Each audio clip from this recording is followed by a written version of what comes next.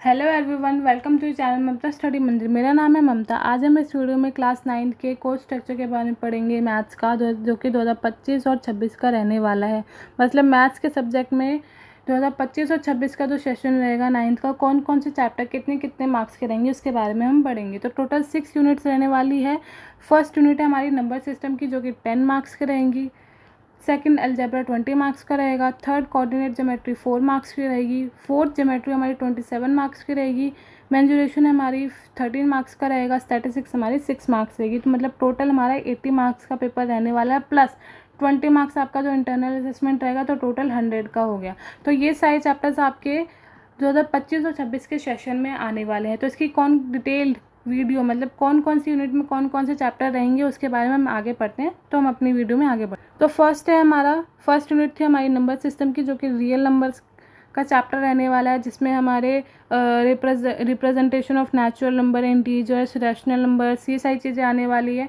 तो natural number के बारे में तो हम स्टार्टिंग से पढ़ते आ रहे हैं, नंबर सिस्टम के बारे में तो वही सेम चीज़ आनी है, बस थोड़ी सी हमारी जो लेवल है वो अप हो जाता है। ठीक है।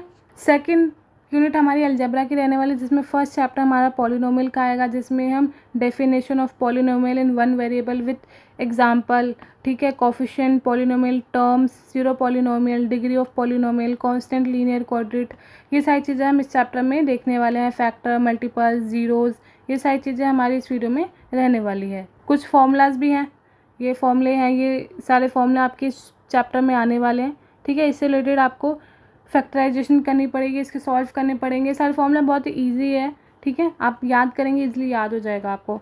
सेकंड चैप्टर जो रहने वाला है इस यूनिट का, लीनियर इक्वेशन इन 2 वेरिएबल। जैसे फर्स्ट हमारा लीनियर इक्वेशन इन 1 वेरिएबल था, ऐसे ही सेकंड है हमारा लीनियर इक्वेशन इन 2 वेरिएबल, जिसमें हमारी ए एक्स पी वाई प्लस सी की जो ये वाला जो एक फॉर्मूला है, मतलब एक तरीके से ट्रिक कहें तो इस फॉर्म में हमारी पूरी चैप्टर रहने वाला है, पूरी इक्वेशन हमारी रहने वाली है। ठीक है। थर्ड यूनिट थी हमारी कोऑर्डिनेट ज्योमेट्री की, जिसमें एक सिंगल चैप्टर आने वाला है, कोऑर्डिनेट ज्योमेट्री। इसमें हम प्लेन कोऑर्डिनेट्स, पॉइंट, ठीक है, terms, association with the coordinate planes and nations, इस सब के बारे में इस चैप्टर में पढ़ने वाले हैं। तो फोर्थ यूनिट हमारी ज्योमेट्री की रहने वाली है, जिसमें इंट्रोडक्शन ऑफ यूक्लिड ज्योमेट्री आएगी, इसकी हिस्ट्री, क्या क्या मेथड्स हैं, ये सारी चीज़ें हम इस चैप्टर में पढ़ने वाले हैं। ठीक है। सेकंड चैप्टर जो रहेगा वो रहेगा लाइंस एंड एंगल्स का। इसमें स्टेट और प्रूफ वाले क्वेश्चंस रहेंगे। ठीक है। Line, if two line intersect vertically opposite angle equal, जैसे 2 लाइन इंटरसेक्ट करती है तो ये वाले एंगल्स हैं, ये इक्वल है नहीं है, ये प्रूफ करने पड़ेंगे।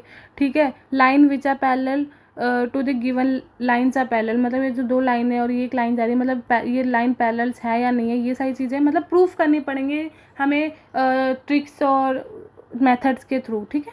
थर्ड चैप्टर हमारा ट्राइंगल्स का रहने वाला है। जैसे 2 ट्राइंगल्स है, congruent if any sides have included angle 1 triangle is equal two sides, मतलब कहने का मतलब है जैसे ये 2 ट्राइंगल्स बनाए हैं, तो जैसे इसकी ये साइड इक्वल हो गई, ये दो एंगल आपस में इक्वल हो गए, तो ये सारी चीज़ें हमें मेथड्स के थ्रू सॉल्व करना पड़ेगा। जैसे SAS side, angle side, ASS मतलब SAS मतलब साइड, एंगल साइड हो गया, ASA जैसे एंगल साइड और एंगल हो गया, ये सारी चीज़ें हो गई। ठीक है। ये सारी चीज़ें हमें प्रूफ करके दिखानी पड़ेगी। थर्ड जैसा आ गया SSS में क्या होगा, साइड और ये साइड हो गया। ठीक है। जैसे RHS क्या हो गया, राइट हैंड साइड।